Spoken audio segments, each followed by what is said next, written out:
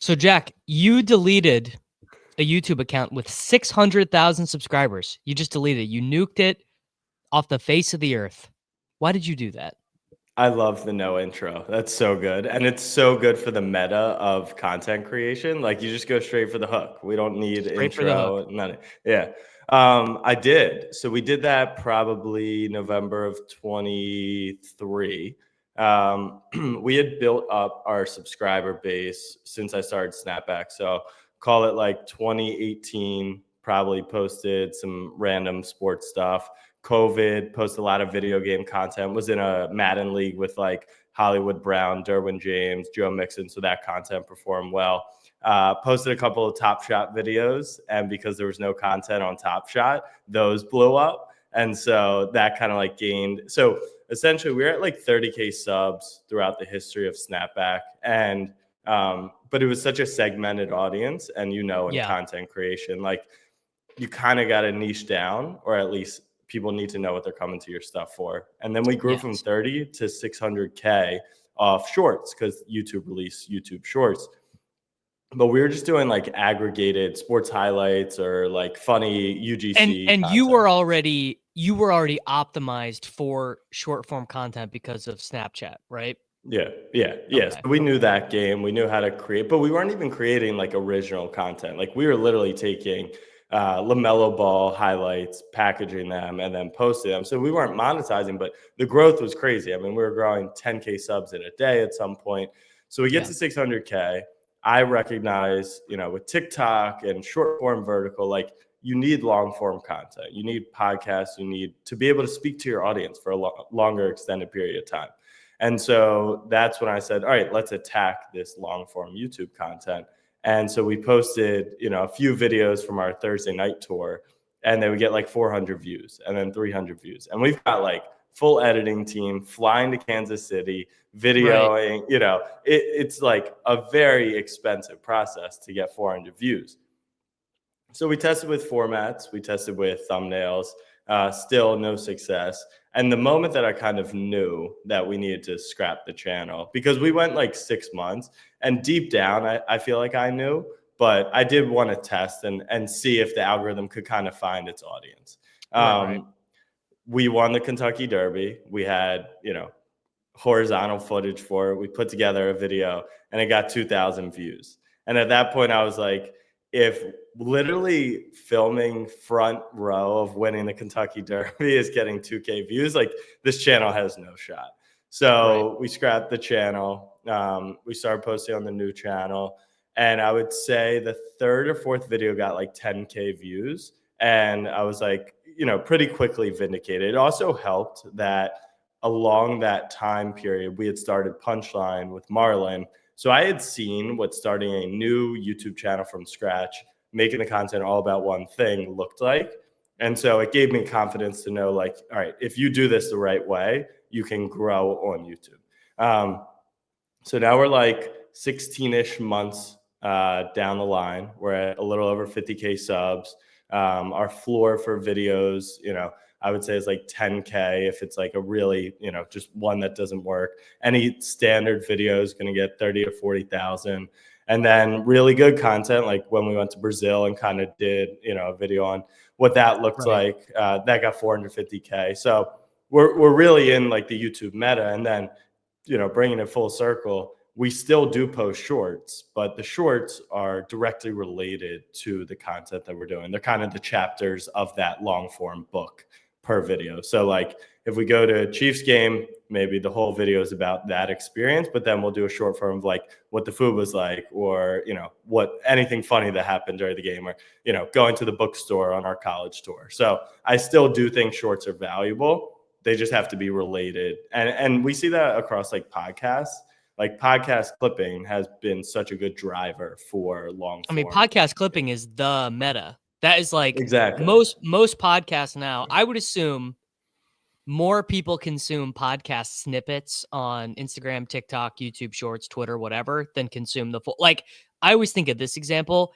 Jeff Teague will have a viral moment from his podcast. Like, it seems like about once a week where he'll just be like, dude, there was this crazy story. I was busting this guy's ass and and whatever. Yeah. It's like, I've never went out of my way to listen to Jeff Teague podcast ever once, Yeah. but I'm at least aware of it because of these little moments. And that's hard to optimize for in the middle of like a free flowing conversation about whatever. And that's where, having a video team and all that stuff comes in. Yeah. But do you ever regret deleting the account with the shorts and be like, well, we should have just deleted all the videos, kept all the shorts, and just found a way to monetize off of posting these YouTube shorts? I mean, as you know, I'm everything is for content. We still have Yeah. the channel. It's hidden. Oh, We okay. still Okay. have, yeah, but like, we hit our 600K channel versus we deleted hits We a little bit deleted. differently, on the hook, as is the theme of this episode. Well, do YouTube shorts add valuable subscribers? Because like obviously like I'm pretty early in all this stuff. I'm not hiring a video editor or anything. In fact, I've actually the couple times I've posted, either Zach Lenars has made them, who just is like a fan of the show and works for Peter and has very good attractive rates, or I've just made them myself with Opus Mhm. Pro. And like the Opus Pro meta, they look bad. Yeah. They are very low effort, low quality, but if it hits just right, they can still kind of go low grade viral because it looks enough like a YouTube short or a TikTok or whatever. It's not exactly right, but it looks enough like it that if it's really good. But I mean, the question I would have would be for just kind of someone who does a lot of long form video Yeah. or long streams, or like, is YouTube Shorts even a meaningful driver of subscriptions? It's such a good question. I started to find that, like, if you reach a certain point, and your awareness is high enough, that it can be valuable. So, like, if Shaq is doing YouTube Shorts, like, everyone knows who Shaq is, so they Right. can make that connection. My biggest worry is, like, you post a video on, like, why Mahomes is the best quarterback in the NFL. It goes super viral. You add a ton of subs, but no one is kind of making that No reconnection one's making the to. leap. Exactly. And so that was for early on in our YouTube short stuff on this new channel, like, they were almost segmented audiences. But then as we went to all these college games, our audience would see, like, oh, here's their bookstore haul. Like, I know this is related to the Rose Bowl video that's coming out, in a week. So yes, there is still, like, I, I would treat it as a separate platform, though. I would treat it more similar to TikTok than I would Yeah. think, like, this is an extension of YouTube. But yeah, it really just is case dependent. Are you guys big on TikTok? I don't even know. I've never had TikTok on my phone. I know Holka has a huge TikTok. I mean, Holka has like 9 TikToks, and I know like Alex Caruso and Salvetri and those guys, but I have, Yeah. I have no idea if you guys are on TikTok also. Yeah, so I have very strong thoughts on kind of like the what I call the bot community that is on TikTok in the sports gambling space. We don't play a ton in that world. Our TikTok is trivia based content, and then like our talent kind of reacting to stuff. So Okay. we're at Radio Row during Super Bowl week from Tuesday to Friday. We film like 35 trivias with NFL guys, celebrities, whatever. And so we'll individually cut those up. People can kind of play along, and then we'll post like a long form YouTube video that you can watch like the extended version of it. So that's been hyper successful. And then like last or 2 nights ago, our NBA guy Cone reacted to like Wemby and CP3 cheating the skills challenge, and that's got like 2.2 million views, which is An actually like, all-time moment. yeah, all time. And as the number one Chris Paul fan, I fucking loved it. I think it's bullshit that they're disqualified unless that was like previously stated. Besides There's that, some WWE stuff going on there. Like that was the most viral moment. That was the most by far, discussed thing. Like the two most discussed things, Wemby and CP3 getting disqualified and LeBron not playing in the All-Star game. Those are like the I know. two things that were like most generated, That's the which problem, though. You build yeah. you build a league around being a reality TV show. No one wants to watch the game; they want to watch the TV. So that's a Yeah. whole nother category. But yeah, that's our TikTok content. So it's pretty funny because our audience, for the longest time, and we were a Snapchat company. We post highlights, memes, reactions, and then what I called Snapback experiences, which were vertical kind of videos of me going to games, just because I went to UT, was close to Houston, Dallas, would go home to Baltimore, would visit my girlfriend in New York. And so I had a lot of those experiences. Now that's expanded to like long form horizontal. But on YouTube, we're known for going to sporting events. On TikTok, we're known for trivia. On Snap, we're just known for showing up every day and posting, being the next gen sports center. So it's eventually, I see like all these worlds kind of meshing together, and we started to see that crossover. But YouTube is really the place where like that will happen. Like our people who watch our experiences stuff, they'll then watch the trivia stuff, and that'll kind of blend. Talk to me a little bit about the game experiences, because this is, as you learn more about YouTube, like I'm having this kind of internal mental revolution right now where I like realize a lot of the stuff I like to watch on YouTube is narrative based in some way, shape, or form. Like my favorite guy to watch is Sam Zulik, right? And I'm like, what makes this guy so successful? His thumbnails aren't that good. The videos are not really edited. Like really, when he started, they were literally just him talking to an iPhone. Like the audio quality was not great. But the thing that works about it is it's very narrative driven. Like he posts the days and the orders, and it's like, okay, I'm working towards this goal. Now I'm working towards this goal. And that gives a reason for the viewer to just keep checking back in. They don't have to watch every video, but just a reason Right. like, oh, I picked up where I've left off. And I think, I've also done a lot of reading and like on YouTube and Reddit, or it's like, how do I create a successful YouTube channel? What is the secret? And like all these people have these not helpful stuff really about like, oh, do this in your thumbnail, do this in your title, do this in your tags, and this will all work. But the thing that works is you have to kind of have to make an experience like watching TV. There has to be a narrative. There has to be something tuning in. And I think the idea of every week, every month, whatever, going to blank sporting event, I mean, that's genius. It's really quite good. So I'm just very curious how this germinated for you. Yeah, you're talking about like the optimization world, which is totally like beneficial, right? Like that does help you get seen by more people. The titles are, vitally important, but it's the content that's going to keep you there, right? And that's what you're trying 100%. to kind of figure out. So it's funny, as we talk about like building up that channel through shorts, deleting the channel, our first 5 or 6 videos on the new channel were successful YouTube formats kind of in our niche, right? So I went to blank sporting event in blank hours, or I traveled X amount of miles, right? Like these these have been working in newspapers. These are like, they go back to book titles. They go back, like, these are not new concepts. It's just they've graduated to video content. But what I found was I watched this one video on Unemployed, which is a bunch of like kind of sports Madden YouTubers. They all teamed up and created kind of like a group channel. They create great content, but they went to the AFC Championship, Chiefs Ravens 2 years ago, and they played hide and seek in M&T Bank Stadium. And this was within 3 months of us restarting this channel. And I literally saw that video. I saw it got 250,000 views, 500,000 views, whatever it was. And I was like, that's great for them. I'm glad they enjoy that. I will never play hide and seek during the fucking AFC Championship. Like, I want to Right. watch the game. And so it was at that moment that I was like, we need to find a format that is authentic to us. And authenticity gets used over and over again, but it really is the true part of that. Once you stray from that, that's when people can see right through it. And I think that's probably what you appreciate in this, YouTuber that you're talking about, is like everything feels authentic. And you're not going to speed run it with a lot of different tactics and stuff. Like, you need to just build it up over time and the journey.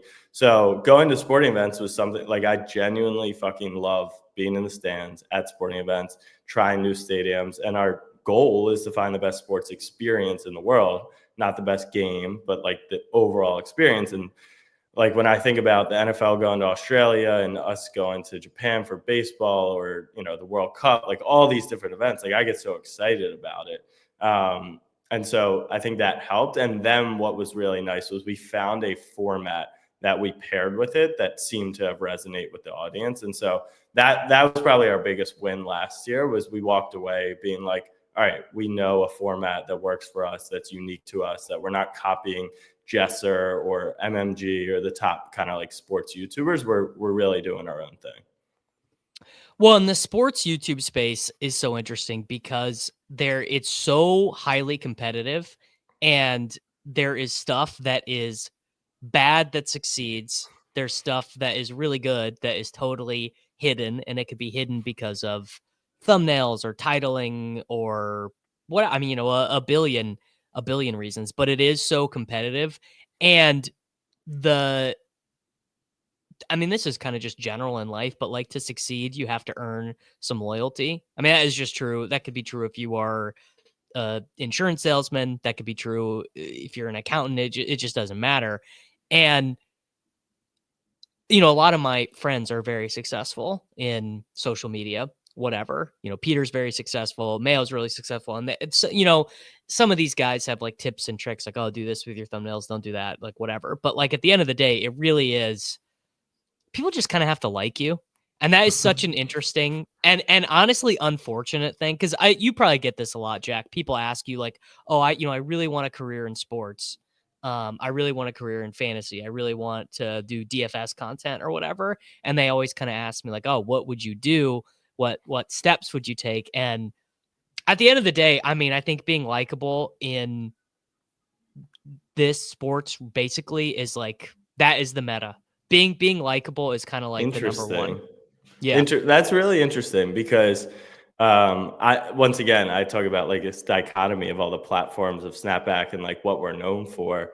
On Snap, like I'm beloved. Like I've posted every single day for 8 years. I answer messages for thousands of messages. We do meetups with our fans. Like that audience loves who I am. But then there's been turns where like I hate on the Eagles, so Philly fans start to hate on me, and then the Ravens stuff, like the Ravens community loves me. Then I wear Chiefs jerseys to the Super Bowl, and like now the Ravens community hates me. And there's plenty of villains who are successful on social as well.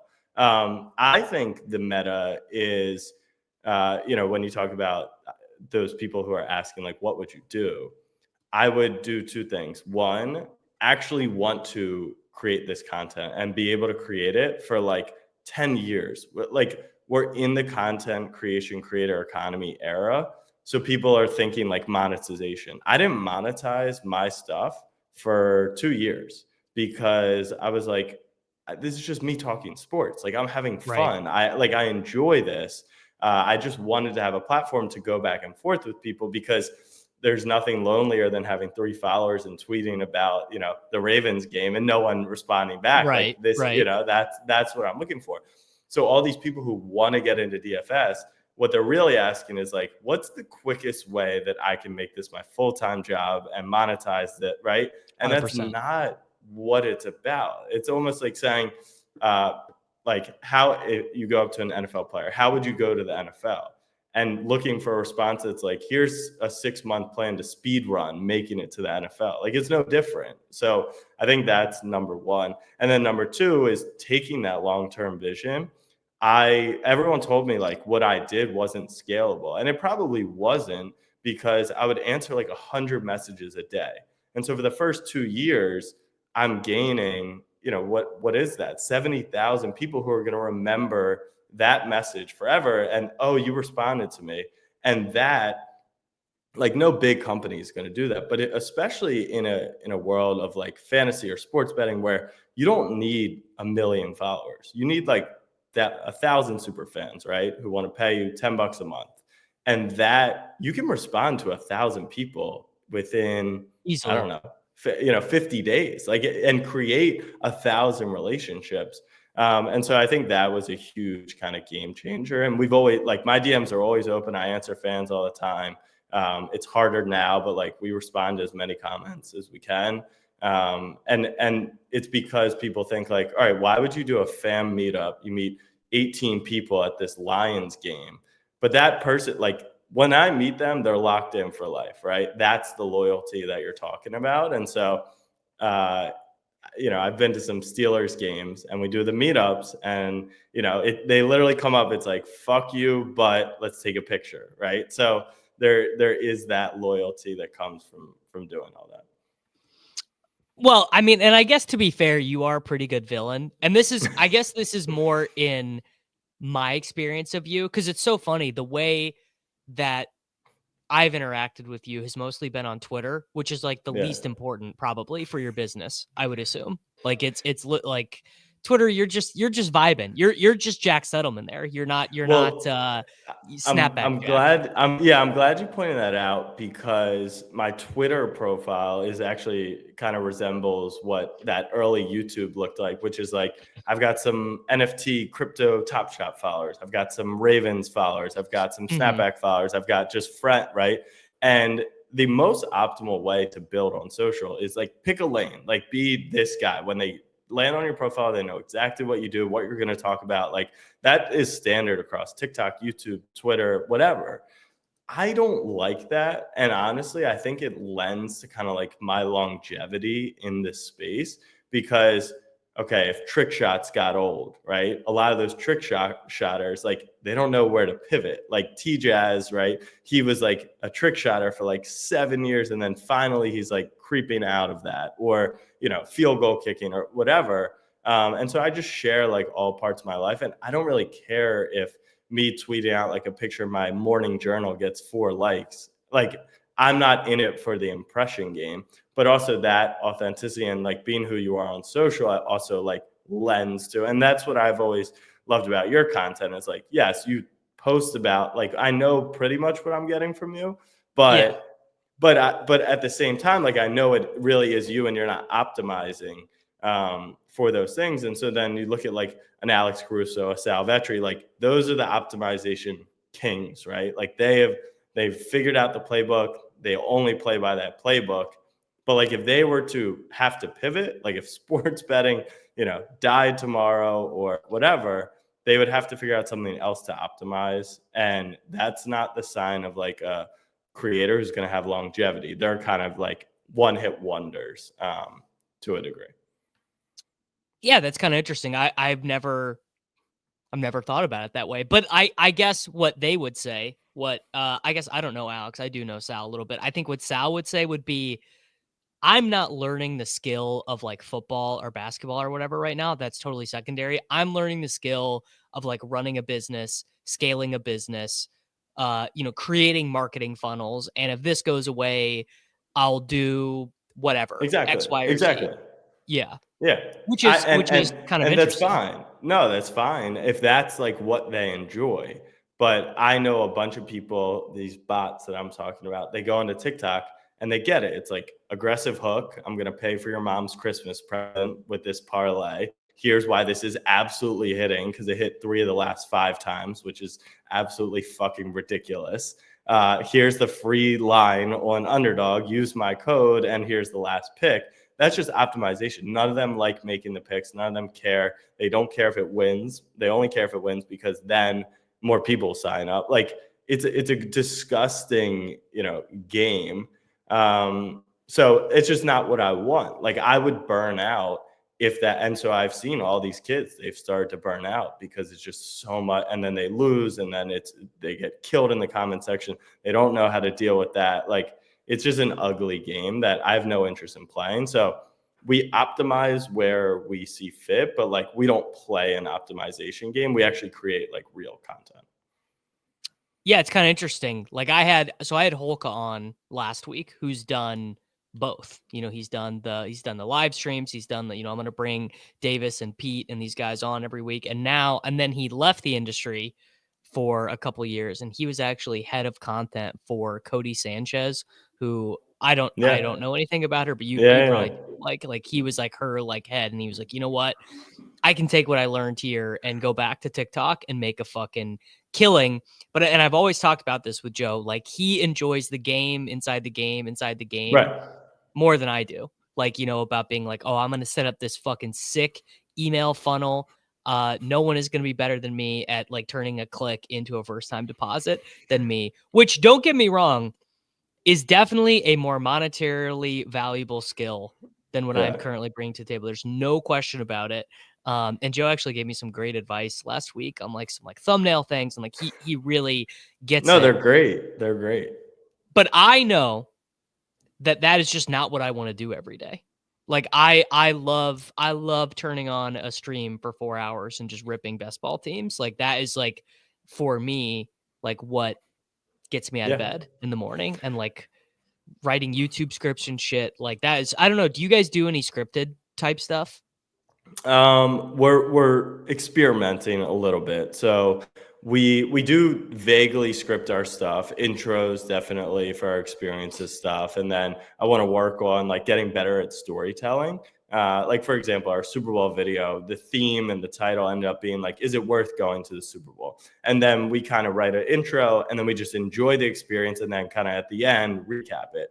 But I think going forward, we should be more kind of intentional with, okay, react to the halftime show immediately, compare how it might be on TV, and like kind of show that segmented.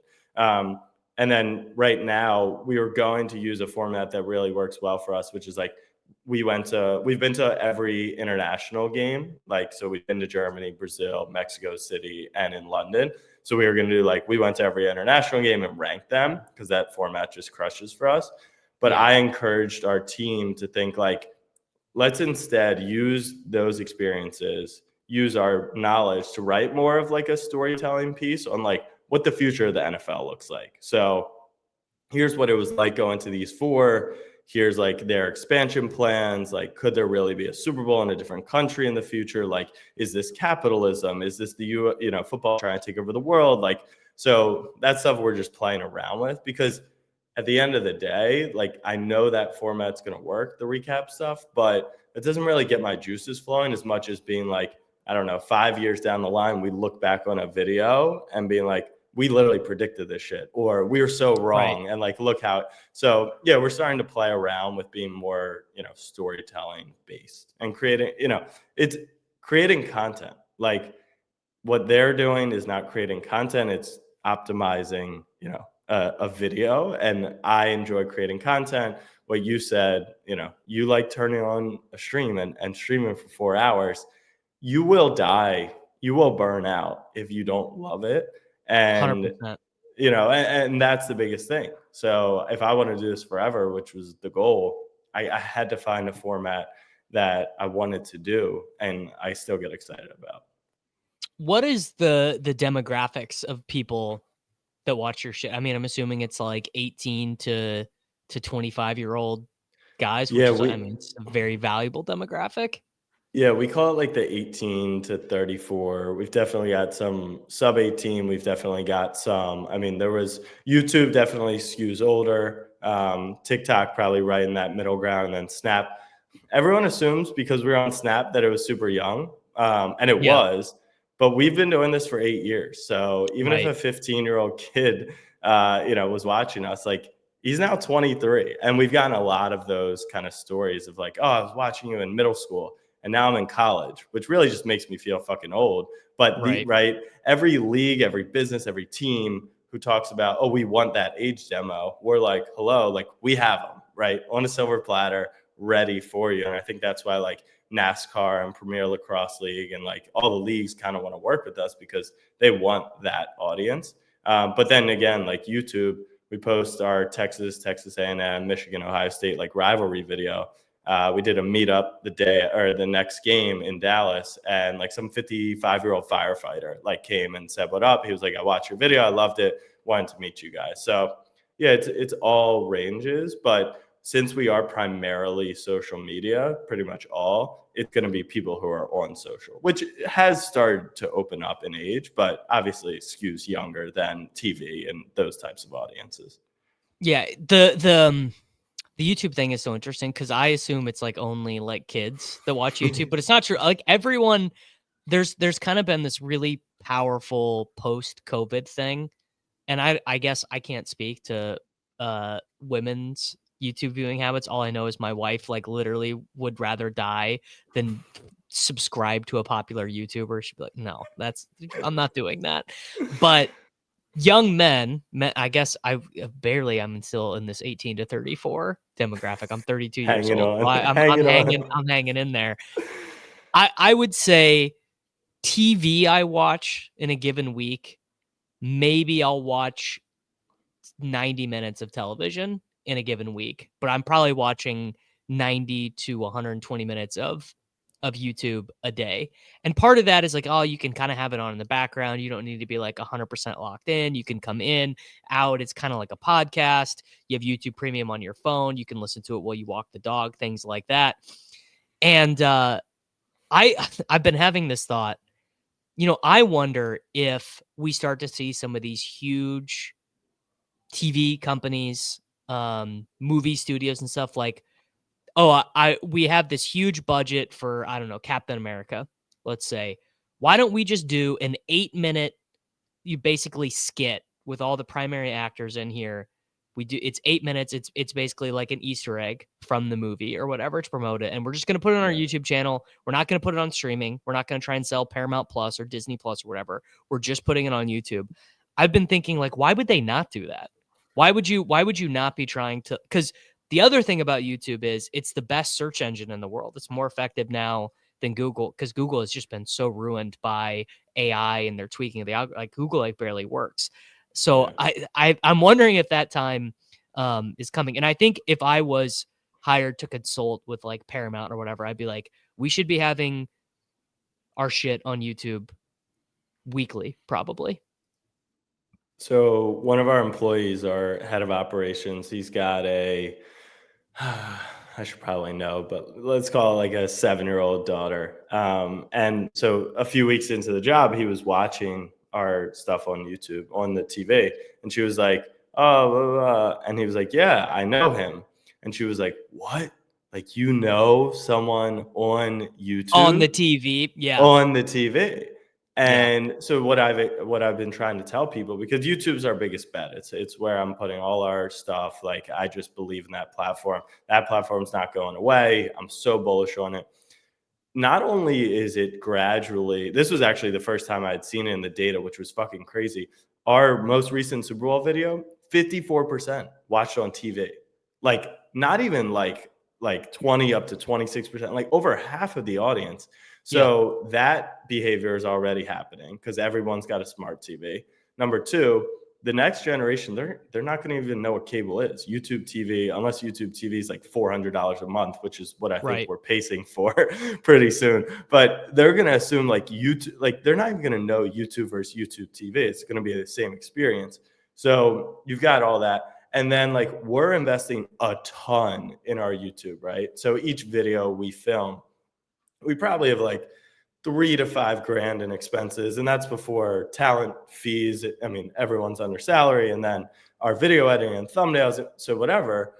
And then you think about like what one TV show, like Law and Order SVU, filmed in our building. Like they used our building, not in our building. Like they used our building as a like to get ready to do all that, and then filmed on the street in New York at the office. They've got like 42 people. They've got 1,000 cameras. They've got everyone's $1 million, that's on camera. And for one episode, like what's that cost? If they invested that money into YouTube, that's why Mr. Beast is dominating on YouTube, because he's taking production budgets that were, I would still imagine they're like a tenth of the price of a regular TV show. And he's getting 400 million views per video because he's just figured out like, this is the world. So when I think about like the amount of money Fox spends to put on Elon versus, Tufts soccer, like you could create with that money so much great content. So YouTube, I mean, it's the place to be. Talk to me a little bit about thumbnails. What is the Snapback sports ethos and theory on thumbnails? Because you guys do pretty good ones. Our I assume experience. you have a guy. Yeah, so we have a guy. We use a couple guys. I would say our normal process is about a week before. So we film the video, and then knowing what the concept of the video is, we send kind of like a terrible sketch and like describe like what we want to see. They take a first pass at it, get us V1. We kind of give the feedback, and then normally by V2 we're good to go. And then we have a in-house kind of designer who will just like run the elements through AI to kind of just make them a little sparklier, and make them pop a little bit more. So on experiences, for a piece of content like that needs to be bold, that needs to attract, that needs to tell the story right away, like thumbs are super important. We want to improve our thumbs on the trivia channel, but those are like, it's like outline us and then put a couple figures on the screen. They're not even like these masterful thumbs. I think the thumbnail game like will be figured out over time. It's going to go in waves. Like there was the Mr. Beastification where you had the mouth open, you got to make the big face and all that. And then I think like I would say the one meta that we don't even fully capitalize on, but I think will begin to be more valuable is like there's the autoplay function. And so some YouTubers have mastered like their thumbnail essentially is a souped up Is version of it like what that opening mimicked in the screen. first Yeah, shot? exactly. So you almost don't even notice, and then you're already into the video. So you watch 20 seconds with captions, and then you click in. So it's constantly evolving. Thumbs are definitely important. Titles are more important, 100%. And going back to what we talked about early in the conversation, like make content that like has an angle, has a reason to click in.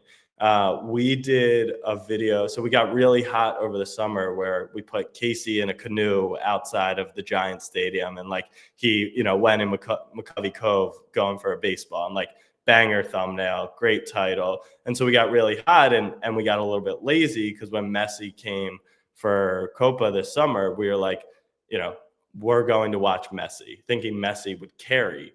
And like then we took a step back and we were like, who cares? Like what is the angle here? Like American goes to watch Messi. Like we're trying to get on the field with Messi. Like what is the angle here? And so that's the number one thing. It's like you got to put yourself in the viewer's shoes.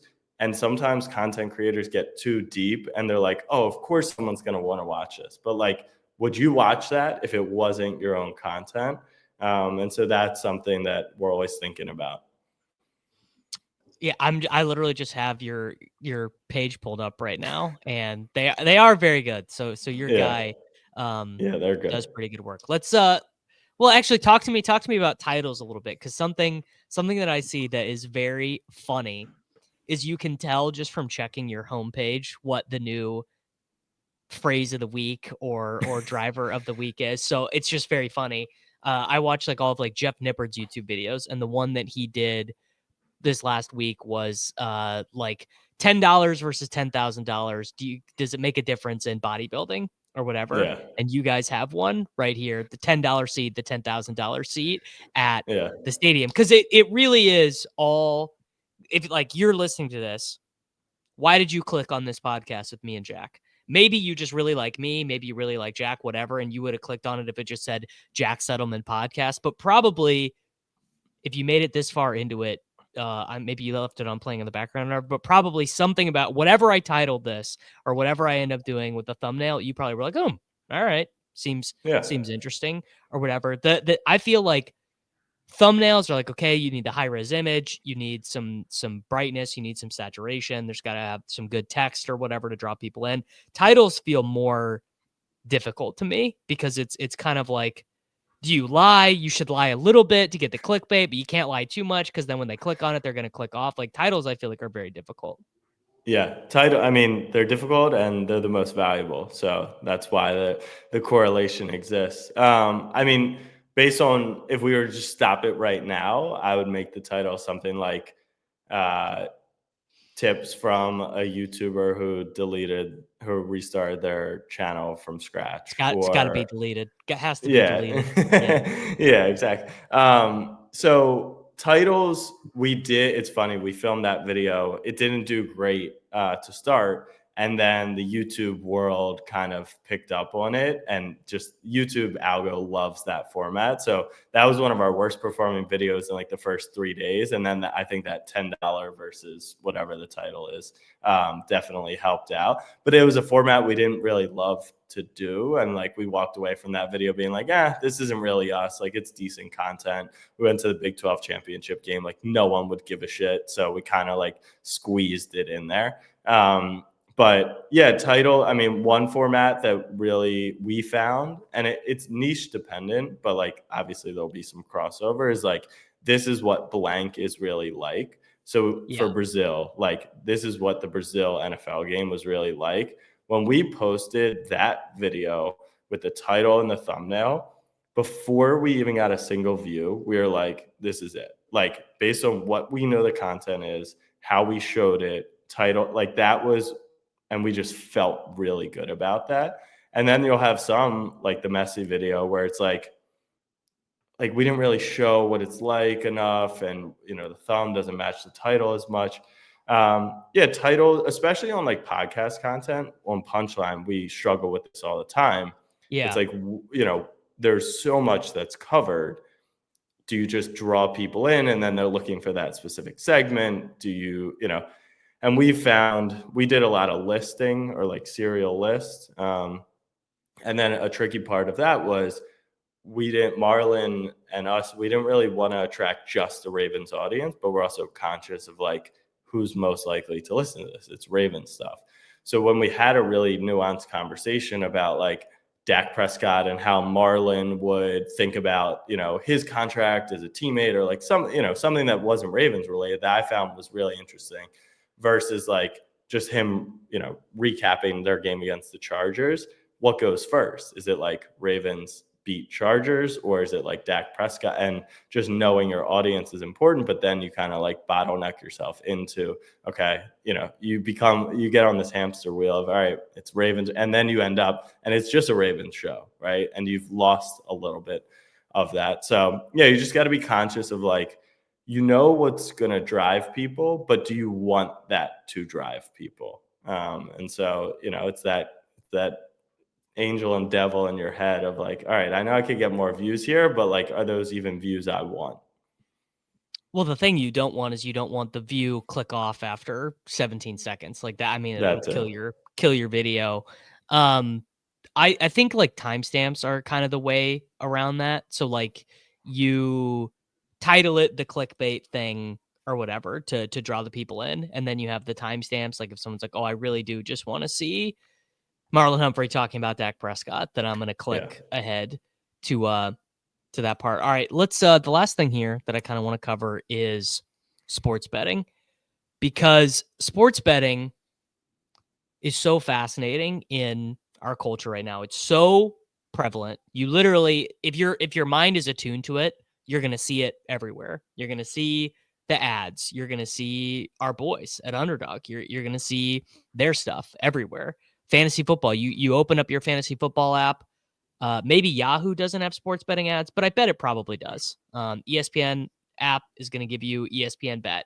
You are a young man, you're going to get it in your TikTok algorithm, your Instagram algorithm. All the YouTube shows you're going to watch are going to mention it. And sports betting content is mostly bad. It's either,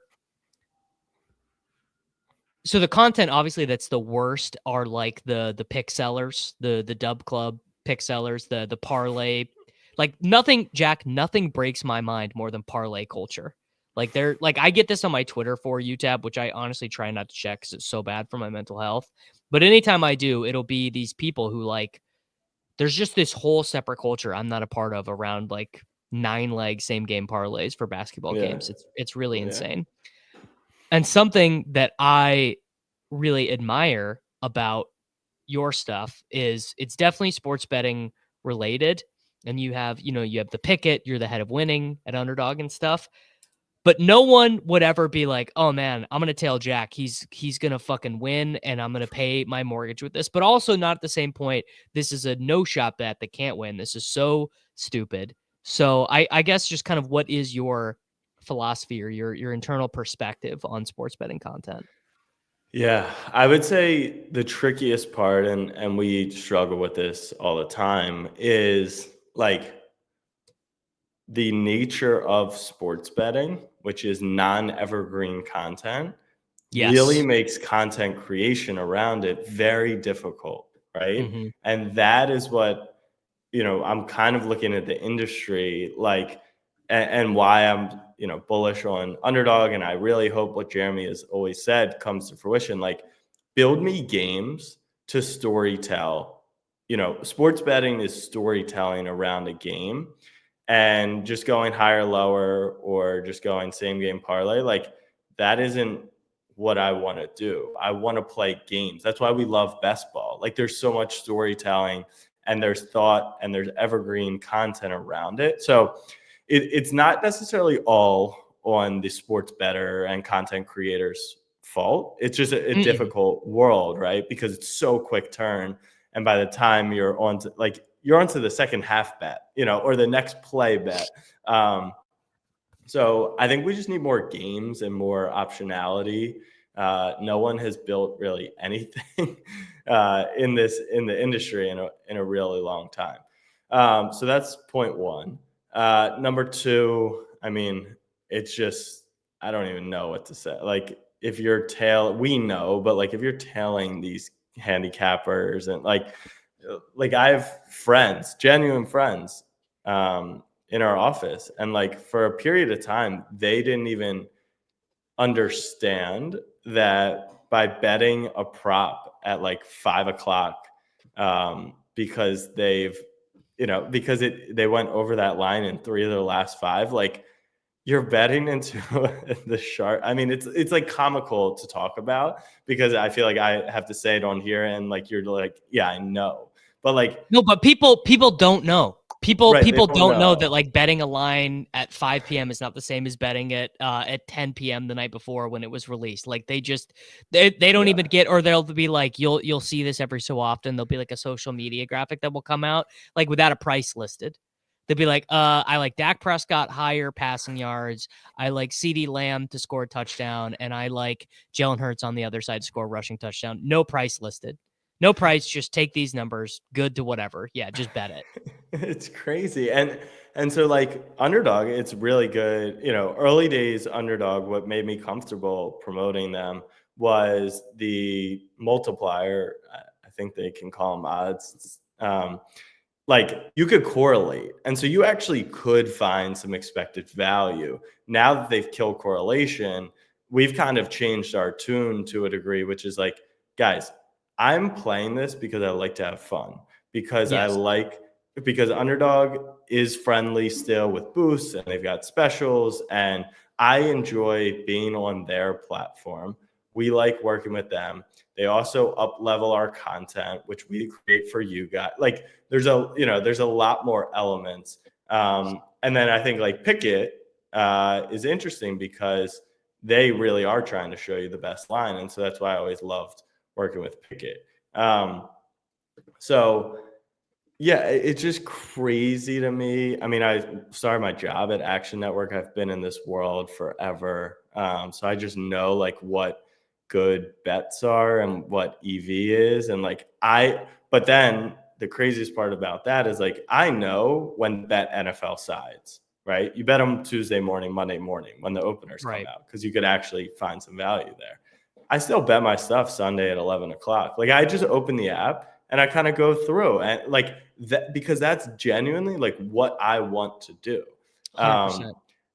That makes it tough when you got to create content, right? But I do think, like you said, that's why people kind of like enjoy riding with me or they follow our stuff. It's because, yeah, you also want to just like ride a CeeDee Lamb first touchdown.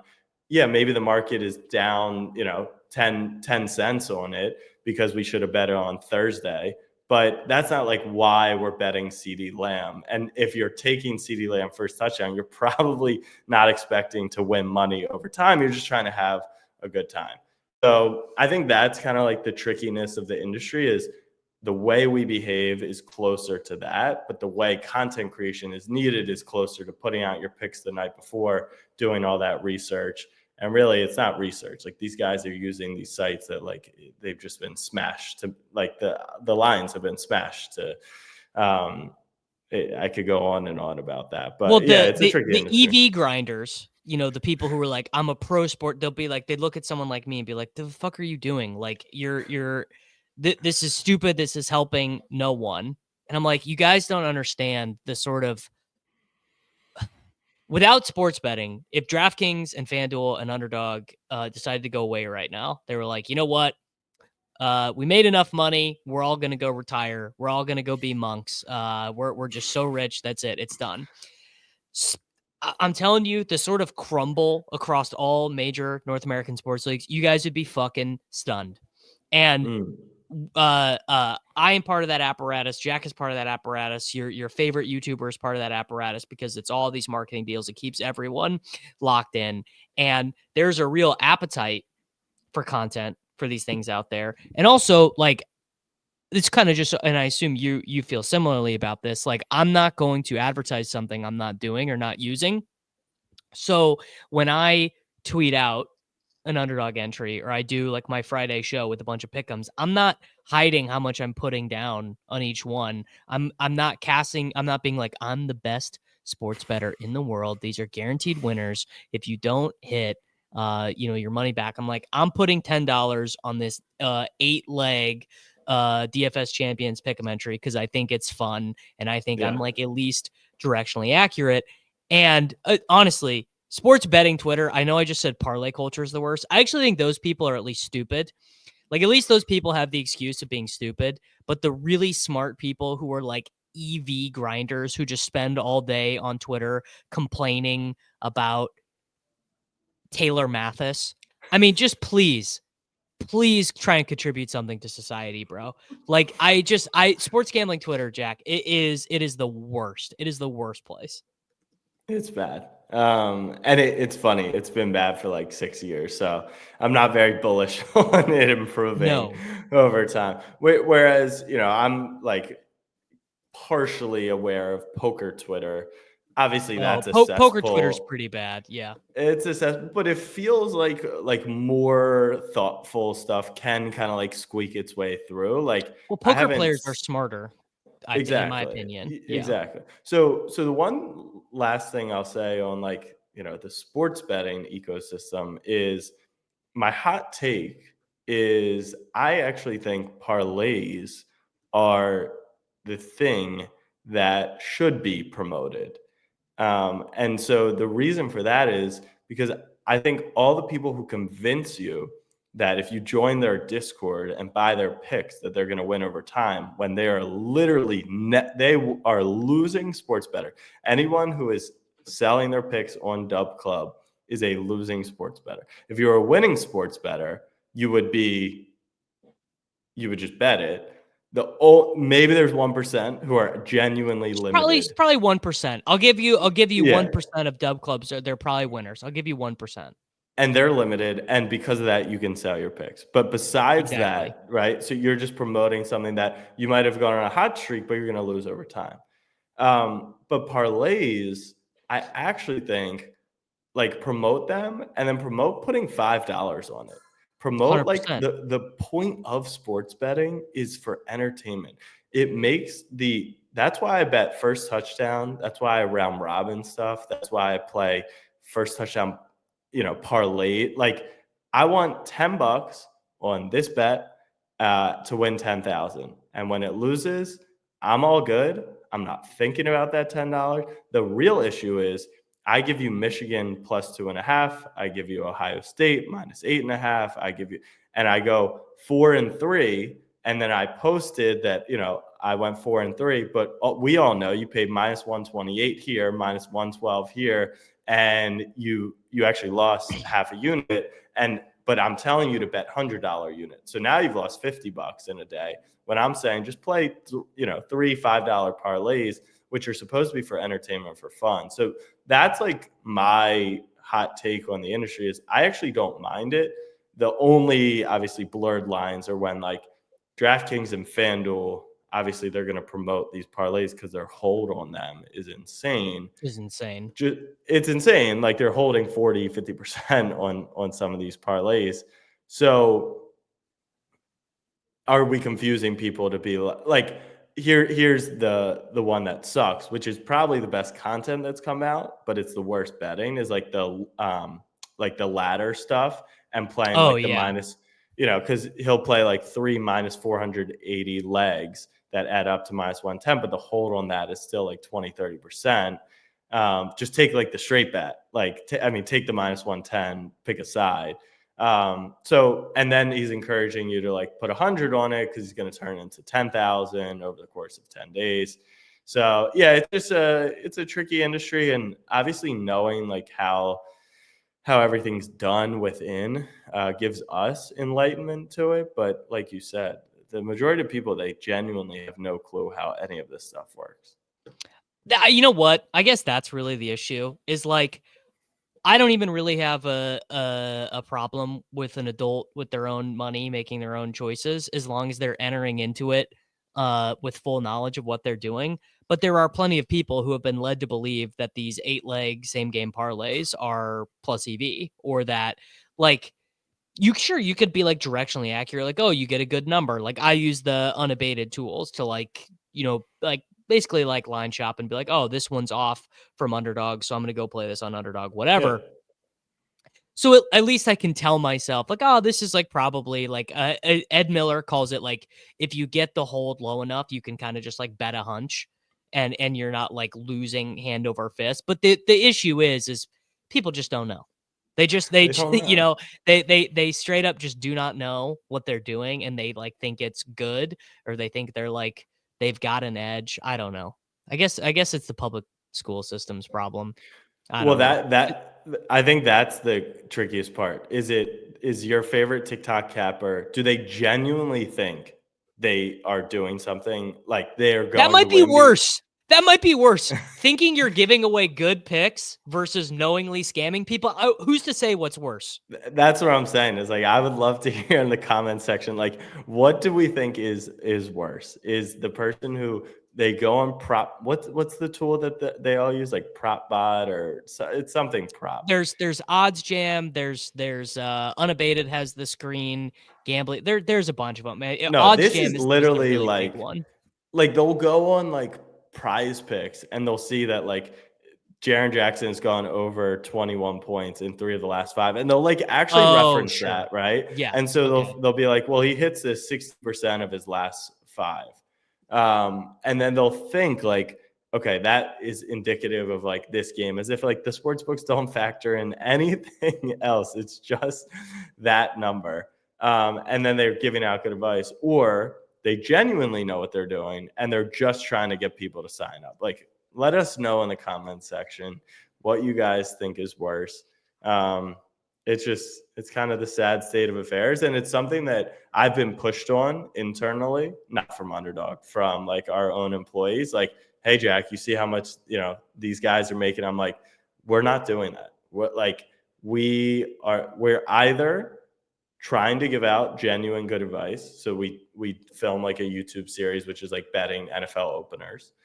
And then we genuinely, the rest is like for entertainment. So like Casey will do betting every day of the Euros, right? So he puts $100 on every single game of the Euros. And like, I really hope that no one comes away from that series being like, oh, I really thought we were going to finish up, when he's Yeah, betting like 4 dude, minutes Casey's before so the. sharp. Just a bad beat, not being able to beat the closing lines of the European Championship games, you know? Exactly. Yeah. So, but that's the trickiest part for me mentally, is like, I know, and I always like kind of bounce back and forth of like, how much do I need to explain to the audience, which I also know will just absolutely kill the content. Like, cause no one wants to sit through like a 20-second disclaimer of like, this is not the best odds. Like, you can get better odds elsewhere. You can, like, no one wants to do that. So how much of the responsibility is on the other person?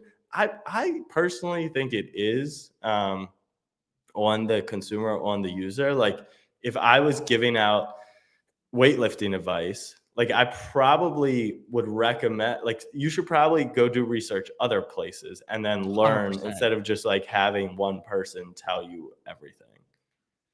No, 1,000,000%. There is responsibility of the consumer. I think there's responsibility in terms of how you package it. Like, you shouldn't package it guaranteed winners in week Yeah. Yeah. 14 or whatever. Like, you should speak about things to the degree of your knowledge. You shouldn't market yourself as something that you aren't. I think all of that is obviously pretty important. Um, and I think like you do want people to enjoy themselves, and you do want to get your first time deposits, and you do want to continue that relationship with Underdog and all that stuff. Like, you want all of these things, and it's hard to get them all to align, you know, 1-to-1-to-1, obviously. But I mean, I guess it just goes back to what we're talking about before. At the end of the day, it's all about being authentic. It's about having your actions and your motives aligned with your values. And if your actions are not aligned with your values, then you're probably being a scammer, and you should probably, you know, step back and think about what you're doing, you know? There's no repercussions, and I think that is None.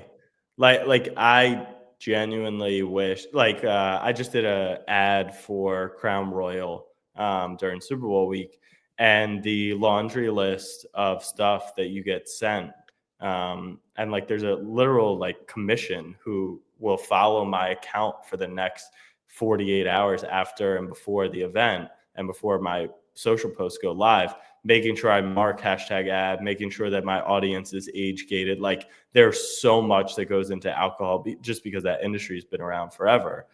And then this is like the wild, wild west. And obviously same with crypto. And there's just zero, like there's so much regulation, which is crazy. But then on the content side, there's virtually none. The sports books are a little bit better, like DraftKings, you need certain things, FanDuel, and when Underdog Sportsbook becomes more active, like we'll have, but in the fantasy pick'em DFS space, like there's none, which is kind of crazy. Mhm. But yeah, it's just a wild, wild world. And there is starting to be a public blowback to sports betting being everywhere, right? Yeah, You'll get this the big one, like, oh, Jonte Porter, Terry Rozier, and you know everyone gets their tweets up like, oh, the Terry Rozier suspension presented to you by DraftKings, like, which is that, I mean, obviously the reason why sports betting being legal is the reason why Jonte Porter was ever discussed. Like, if sports betting was still legal, Jonte Porter could have actually easily gotten away with this. correct. Like, would have never been investigated. But people, they don't want to have the People don't nuance. understand that. Yeah. They don't understand. They don't want to have the nuance of the conversation. All right, Jack, we are gonna get out of here. Tell the people about the Punchline Pod. Tell the people about Snapback Sports, and let's get out of here. Yeah, similar to no intro, I don't think we need a major conclusion. You No, can we find don't. our stuff. I am, we ran long, which I could talk all day on this stuff. I too enjoy like these conversations. We didn't even get into Mahomes, Lamar, and how No, Lamar has we might have eclipsed to. him as a player, and We might have there's to. We there's might have to schedule a follow up. Maybe we'll do a sequel in a couple weeks or something. Yeah. Now that I'm down in Miami, I got a little more free time, not as distracted in the office. Although, how as a solo creator, like living at home or wherever you do your stuff from, I assume I it's do. from home. This is literally my basement. Yeah. Yeah. Do you miss like the going out and being active more so like, interacting with others? Because that for me, I would say in the early days of Snapback, like, and then early days of Snapback into COVID, and then coming out of COVID, there were like 2 years where I was like just in my apartment working most days, and I Mhm. would do virtual meetings, stuff like that. And then when we got in the office, like I just missed that already so much. Just like human interaction is fucking vital. So I'm curious how you kind of handle that and deal with that.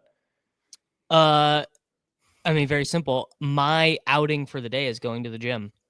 Yeah, And I go to the gym first thing every morning, 5:30 a.m. and I'm friends with everyone there. I just chat with I got like a group of like 5, 6, 7, 8 guys. They're all there at the same time every morning. We chat, we yeah, do, whatever bullshit. Did you see the game last night type shit. And that is my social interaction for the yeah, day, more or less. That is my getting out and seeing people, because I've never worked in an office. Ever. I've always been work from home. And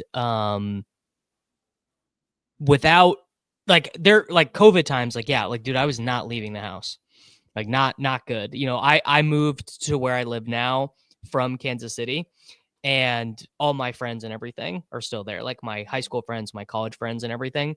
So it's been like a real bit of adjustment. But that would be my advice to you, Jack, would be to go to like a really nice gym, like a Lifetime or like an LA Fitness. Rudman I guess Rudman is He moved. He probably not. just moved. Yeah, that's right. He just moved. Yeah, he Yeah. just moved. He would be able to get you into like the TikTok gym. You'd probably be able to make some collaboration friends there. It's cool because we moved into a building that's like brand new. It's only been open for a few months in Miami. And because of that, all the tenants are new and everyone's kind of like looking to, so everyone, you get in the elevator and it's like almost expected to like say hello. And like, so that's nice versus I came from New York. That building had You been don't say open for hi to 20 years. Like, anybody. Yeah. no one, I lived in the building for 3 years. I didn't know another tenant. Like, and we were lived on the same floor. So that's cool. Our gym's really nice. And I think like, my wife was obviously super worried about moving, like making new Yeah. friends because her high school friends and her college friends, everyone's in New York, families there. But like, why? I don't love that we limit our friendships to like, you got to have them all in by like 25. Like you can make, You can. new friends later I've in made new life. I've made new friends in my 30s, which based on like, Yeah. my understanding is very rare. Like basically, like pretty much most people like make their friends at 23, and like that's it. Ride or die. Those are your people It's till it's over. crazy. It's crazy. And I will admit, I do benefit, and you probably do as well. Like, I have a public platform. So people, like, they knew I moved to Miami. They're more likely to seek me out. I'm posting about being here. So I definitely acknowledge that. But yeah, there's no reason. Like, Kale, do you know who Kale Schwartz is? Think that's his last Uh, name. He was at Barstool. He's got a newsletter called Trust Fund. But he just wrote a little newsletter that I enjoyed. That was like adults don't like in 2025 like have hobbies. It's either like a side hustle and like something yeah, you're trying to monetize or like an yeah. online whatever. But like I like why not pick up a hobby? My wife just learned how to be like a Pilates instructor. So she met like 12 new people just Well, going through Jack, you're that. a white guy approaching your 30s. It's about time for you to start golfing. Every I Saturday. fucking Like, hate golf, but it's because I'm seriously, shit. It's because I'm you shit. hate golf? It's it depends. Like also being in New York, it was impossible to really Yes. Yeah. like unless I you literally, wanted to. no, I get anxiety. First off, like I'm from a very small town in Kansas, like a town of like 40,000 people. So New York gives me anxiety anyways. But the thought of golfing in New York City of like, oh, I'm gonna walk down my fucking 30 flights of stairs or get on the elevator with my golf clubs, then I'm gonna get a cab, then I'm Yeah, gonna go outside the city to a golf course. I'm gonna pay $300 greens fees for like a very average golf course because I'm in. yeah. It's just all of that gives me anxiety. So the new hobby I've picked up is field goal kicking. I I don't know did if see you've that. seen. Very Yeah, no, I saw it and I was very impressed. yeah, but like it's and so it's funny. Obviously, being a content creator, I post all this stuff, so everyone's like, "Are you really trying to go to the NFL?" And I'm like, I don't Yes, really know if that's realistic, but like, what's the worst case scenario here? Is like, I do something fun, it gets me active, I work out, I change my mindset, I change my diet, I post some content about it. I probably meet a couple new people just by doing it. And like, that was what I did in 2025. Like, that's the worst case scenario. And then the best case scenario is like, you guys are taking higher or lowers on my field goals in the Super Bowl in like 3 years. So, I just everyone kills their dreams so fucking young. It's sad. Like it's no true. one. It's so true, man. Yeah, yeah. Everyone has just decided like they get an emailing job and they stay in that emailing job and then they get laid off from that emailing job because the growth was not infinite for the stockholders, and then they get hired at another firm that's on the growth ascendancy, so they have money to hire more emailers. And I'm not even saying that what I do is any different, but at least I'm in charge of the emails I'm sending. Like I get to Yeah. email people that I like. No one tells me to send the emails. So that is, I think, very good advice from you. And now like I've also realized that you can work your 40-hour a week job and then like I get it. And people say like, well, you don't have kids, you don't have, and I understand like you got to make money. Like I'm actually, while I do not live these truths, I am not aware of them. But it doesn't mean like you can't just, and being a field goal kicker wasn't like a lifelong dream, but like why, who cares? Like people are just afraid to fail. That's really what it is at the end of the day. And 100%. Yeah. go fucking fail. Like failing's so fun because then you just learn from it. Like I Yeah, went go yesterday. post a YouTube video with 117 views, man. Trust me. It's so You'll do fun. it. It doesn't feel that sick, but it's better than like I talked about this when I got laid off from my job last summer. Like I could have gotten a fucking fantasy football equivalent of an emailing job. Yeah.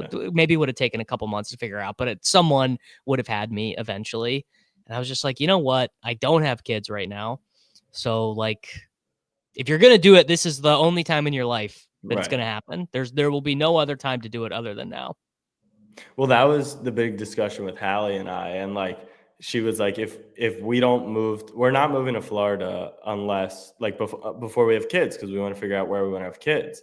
And so we went down around Thanksgiving and looked, and I was like, I'm not kidding. Like this is probably the worst time for us to move. Like the office is really hitting its stride. Like we're hiring around New York.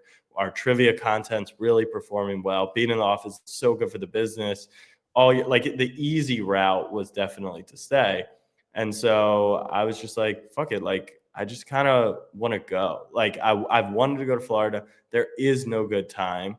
And then I post publicly about this move, and I've got a 50-year-old dad who's like, I got 3 kids. I thought about moving to Florida all like in the same time period. We stayed, and like, it's a huge regret because now that the kids are entrenched, like, we're not moving the kids, which I totally understand. Right. So there's never a great time to do anything unless you're like 16 and literally all you can think about is like your first kiss and Yeah, high school practice. there are no consequences. You could do whatever you want when you're Yeah, 16, basically. But yeah, but yeah, there's that consequences, but yeah, I don't know. no, that's yeah, I can tell you've been journaling and like getting into reading self-improvement books because I've read all of these, man. Every Yeah, popular self-help, self-improvement book. I love that shit, man. I can eat it up. Not ever actually improving myself, but just continuing to the read them because idea of it. I find them the idea of improving myself absolutely fascinating. All right, guys. Punchline Pod, Snapback Jack, Snapback Sports. You know where to find him, and I will be back with all of you next week.